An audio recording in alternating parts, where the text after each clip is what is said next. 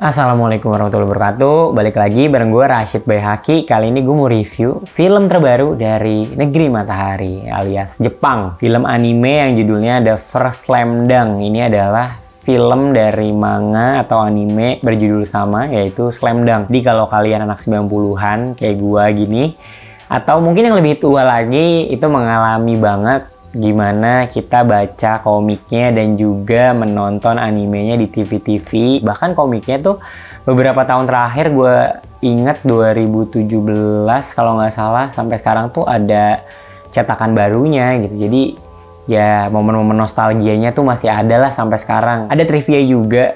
Jadi sebenarnya Toei Animation studionya ini mengajak sutradara dan penulisnya yang juga sebenarnya adalah mangakanya, Takehiko Ino, ini cukup panjang perjalanannya. Udah mungkin 20 tahun lalu gitu sempat ngajak tapi ditolak. Terus 10 tahun kemudian 2014 diajakin lagi dan mau. 2015 mulai menulis. Habis itu 2021 mulai diproduksi katanya. Jadi ya sekarang udah bisa ditonton di bioskop terdekat. The First Slam Dunk ini itu ceritanya sama kayak akhir dari komiknya, yaitu menceritakan pertandingan yang sangat epik antara Sohoku dan Sanoh. Sohoku ini sekolahnya tokoh-tokoh utamanya kita, dan juga Sanoh ini adalah sekolah yang langganan kejuaraan nasional basket di Jepang saat itu, ceritanya begitu. Nah, bedanya sama di komik, kalau di komik itu ceritanya dari tokoh utama Hanamichi Sakuragi, si rambut merah, si pembuat onar ini. Tapi kalau di filmnya itu tokohnya Ryota Miyagi, jadi si point guardnya dari Sohoku gitu. Ryota Miyagi ini sosok yang berandalan juga, tapi badannya kecil, cuma dia tetap aja sotonya sama lah kayak Hanamichi Sakuragi gitu. Cocok banget lah mereka berdua. Tapi kita nggak tahu dulu di manga ataupun di animenya. Dan sekarang Ino, si sutradara, penulisnya, bayangin aja mangaka, tapi juga sutradara dan penulis di filmnya itu kayak jarang deh. Dia bikin cerita dari sudut pandang si Ryota Miyagi ini. Itu menurut gue poin pertama yang bagusnya. Jadi kita tahu gitu latar belakang dia seperti apa dengan keluarganya. Ternyata dia adalah seorang anak yang ditinggal kakaknya, meninggal gitu, Sota Miyagi.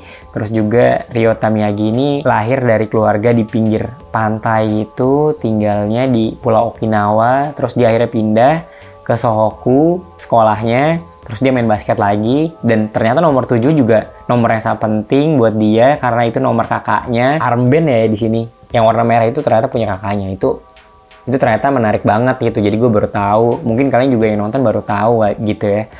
Dan itu pemilihan sudut pandang ini emang cuma Ino doang yang tahu karena ya dia penulisnya kan. Terus yang kedua menurut gue, karakter-karakter di sini ya mungkin kalau kalian yang anak 90-an tuh tau lah karakternya. Ada Hanamichi Sakuragi tadi, Rukawa, si jago dan si nggak mau kalah, si pengen nomor 1 gitu. Terus juga ada Hisashi Mitsui yang juga berandalan dulunya kayak Hanamichi Sakuragi, yang ternyata juga punya pengalaman gitu, punya latar belakang masa lalu sama si Ryota Miyagi. Terus Takenori Akagi, yang pasti Ryota Miyagi gitu.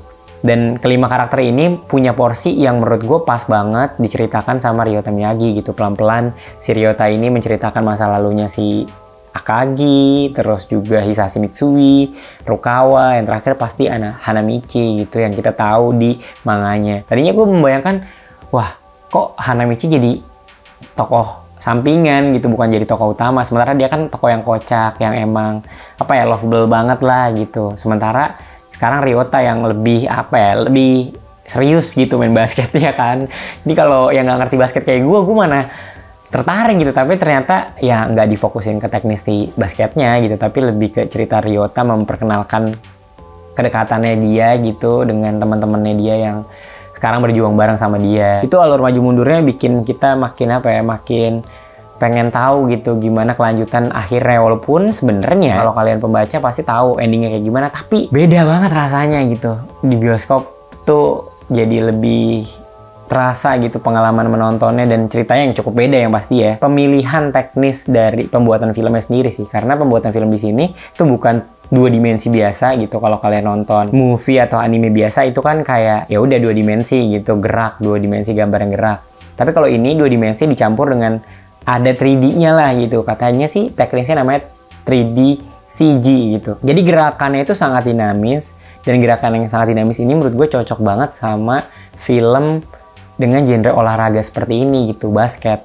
Karena kecepatannya, terus dinamika permainannya, ketegangannya, adrenalinnya tuh kerasa banget, tapi tetap dipertahankan teknis 2 dimensi yang emang jadi keunggulan dari anime atau manga Jepang gitu. Dan ternyata director treatmentnya di sini tuh bagus banget, gimana dia memilih tadi teknisnya misalnya, terus juga momen-momen of silence-nya menurut gue itu sangat-sangat brilian dan jenius banget gitu. Tegangnya tuh dapet banget. Gue bener-bener dari awal sampai akhir tuh terharu banget. Rasanya tuh nostalgianya dapet banget, tapi juga momen-momen tegangnya semakin tegang karena gambar-gambarnya terwujudkan dengan nyata dan bagus banget. Jadi Ino salut sih, gue bisa bikin yang seemosional ini gitu. Gue nggak tahu sih ini responnya kalau emang orang yang belum pernah nonton atau belum pernah baca si Slam Dunk ini akan suka atau enggak, dan sesuka itu nggak ya. Apa yang gue rasain sama nggak ya, gue nggak tahu, tapi kayaknya akan berbeda gitu dengan generasi Z, dengan generasi baru yang baru lihat pertama kali. Bahkan itu kayaknya kan rasanya beda deh, nggak seterharu yang gue rasain ya. Ini sangat personal banget, tapi mungkin buat yang lain tuh ada jarak gitu. Ada juga yang nggak suka kali ya, para fansnya Slam Dunk dengan treatmentnya yang emang 3D CG yang menurut gue cocok dan pas banget, tapi mungkin sebagian orang punya ekspektasi yang berbeda gitu. Itu sih yang gue rasa jadi kekurangan atau ya hal yang bisa diperdebatkan lah sebenarnya dari si The First Slam Dunk ini. Terus kalau adegan ya, gue sebenarnya paling ingat tuh ada 2. Pertama itu pengenalan tokohnya waktu di awal banget, setelah ya open sequence-nya, terus habis itu ada si coret-coretan Ryota, habis itu muncul Hanamichi, Akagi, Ryokawa sama Hisashi tuh gue langsung deg. Wah, seru banget itu, gimana drum dan gitarnya itu kawin dan bisa bikin gue terharu dan sekaligus excited banget lah, pasti bersemangat banget nonton si The First Slam Dunk ini.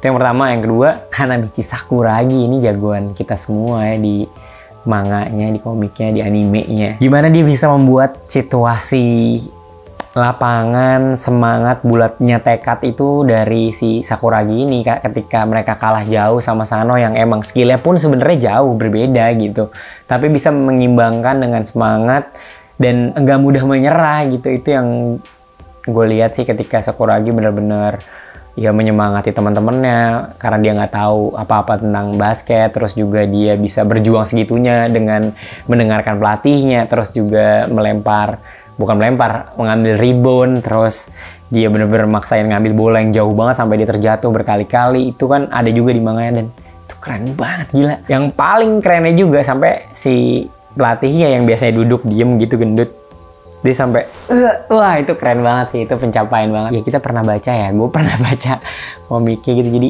pas bagian itu mau nangis banget lah. Kalau skornya sih gue ya 9/10 karena bagus banget sih menurut gue. Ini salah satu anime terbaik tahun ini yang pertama kali gue tonton, dan mungkin apa ya kedepannya yang bisa menyaingi ya film Makoto Shinkai yang baru kali. Kita lihat aja gitu ya. Terima kasih banyak kawan-kawan sudah menonton. Jangan lupa subscribe, komen, share juga, terus follow Instagram, Twitter, join Discord, TikTok kita juga ada.